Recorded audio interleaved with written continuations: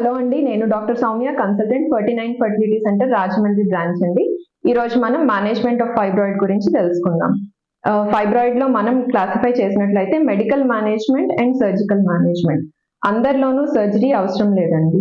ఎవరిలో సర్జరీ చేయాలి, ఎవరిలో మెడికల్ మేనేజ్మెంట్ యూజ్ చేయాలి అన్నది మనం క్రైటీరియా బేస్డ్ అపాన్ సిమ్టమ్స్. అంటే ఏ సమస్య ఉంది ఈ ఫైబ్రాయిడ్ వలన, బ్లీడింగ్ ఎక్కువ అవుతుందా నెల్సర్లో, లేదంటే బాగా పెద్ద ఫైబ్రాయిడ్ ఉన్నప్పుడు ప్రెషర్ సిమ్టమ్స్ అంటాము, అటువంటివి బ్లాడర్ మీద కానీ రెక్టమ్ మీద కానీ ఏమైనా ప్రెషర్ సిమ్టమ్స్ ఉన్నాయా, లేదా కాయలాగా ఏమైనా తెలుస్తుందా పొట్ట మీద చేపెట్టినట్లయితే, లేదంటే ఇన్ఫర్టిలిటీ కాజ్ చేస్తుందా, ఇటువంటి సిమ్టమ్స్ బట్టి మనం ఎలా ట్రీట్ చేయాలి అనేది డిపెండ్ అయి ఉంటుందండి.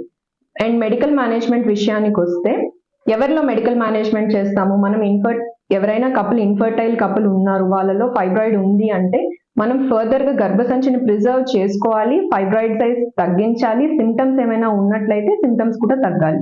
సో ఆ విధంగా మనం ఏ లైన్ అనేది చూస్ చేసుకుంటాము అన్నది డిపెండ్ అయి ఉంటుంది. ఫస్ట్ థింగ్, మెడికల్ మేనేజ్మెంట్ లో మనకు ఉండే డ్రగ్స్ ఏంటి, మళ్ళీ హార్మోనల్ అండ్ నాన్ హార్మోనల్ విషయానికి వస్తే మనకు ఓన్లీ బ్లీడింగ్ అనేది డిక్రీజ్ అవ్వడానికి, ఆ రెస్పెక్టివ్ సైకిల్లో బ్లీడింగ్ అనేది తగ్గడానికే యూజ్ ఉంటుందండి. ఏమేమి ఉంటాయంటే tranexamic acid is most commonly used. అలాగే హార్మోనల్ విషయానికి వచ్చినట్లయితే కనుక మనకి GnRH agonist group of drugs ఉన్నాయి. దీనిలో ఏంటంటే నెలకు ఒక్కసారి ఇంజెక్షన్ అనేది ఉంటుందండి. అలా ఇంజెక్షన్ 3.75 mg ఉంటుంది డోసేజ్. ఇంజెక్షన్ చేయించుకున్నట్లయితే కనుక కాన్సిక్యూటివ్ గా 2 to 3 months ఇంజెక్షన్ అయిన తర్వాత మనకి సైజ్ ఆఫ్ ద ఫైబ్రాయిడ్ అనేది తగ్గుతుందండి.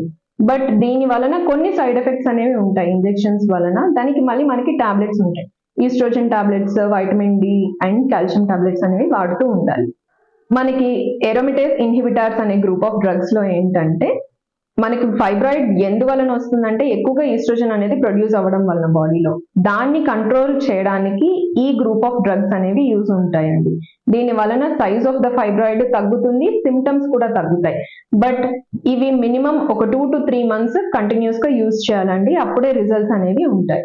నెక్స్ట్ కమింగ్ టు లెవనార్గెస్ట్రాల్ ఐయుడి అండి, ఇంట్రాయూట్రైన్ డివైస్ అంటాము. అంటే ఏంటంటే ఒక చిన్న లూప్ ఉంటుంది, దాన్ని మనం గర్భసంచిలో పెడతాం.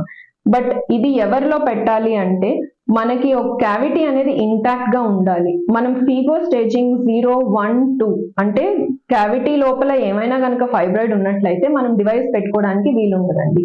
క్యావిటీ బయట ఉండే ఫైబ్రాయిడ్స్ కి, అంటే మయోమెట్రియంలో ఉన్న, సిరోసాలో ఉన్న, వీటిలో ఎక్కడున్నా కానీ ఈ హార్మోన్ రిలీజింగ్ లూప్ అనేది హెల్ప్ఫుల్ అవుతుంది.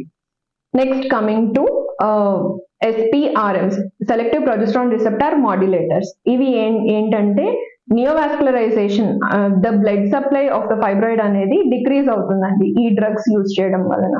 మినిమం 2 to 3 months యూజ్ చేసినట్లయితే కనుక సైజ్ ఆఫ్ ద ఫైబ్రాయిడ్ తగ్గుతుంది, సిమ్టమ్స్ కూడా తగ్గుతాయి. యాజ్ వెల్ యాజ్ ఎనీమియా ఇలాంటి కండిషన్స్ ఉండే పేషెంట్స్ లో కూడాను response of the drug haemoglobin improvement లో కనిపిస్తుంది అనమాట మనకి.